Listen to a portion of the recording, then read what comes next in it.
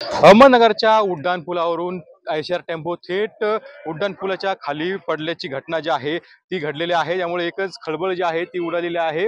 या वळणावरती वारंवार अशा घटना घडत आहेत, त्यामुळे हे उड्डाणपुलावरचं वळण आहे ते अतिशय धोकादायक जे आहे ते या ठिकाणी बनलेलं आहे।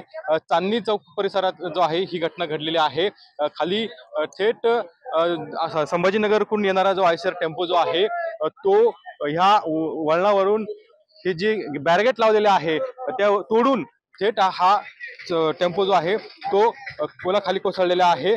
आपण बघतो की मोठी गर्दी जी आहे ही टेम्पो बघण्यासाठी झाल्याचं आपल्याला एकंदरीत पाहायला मिळत आहे आणि पोलीस या ठिकाणी घटनास्थळी दाखल झालेला आहे। बघ्यांची गर्दी या ठिकाणी पाहायला मिळत आहे। 2 जण गंभीर जखमी आहे या ठिकाणी आणि त्यांना उपचार जे आहे ते सध्या सुरू आहे। त्यावर क्रमांक पुन्हा जाय टीव्ही मराठी अहमदनगर।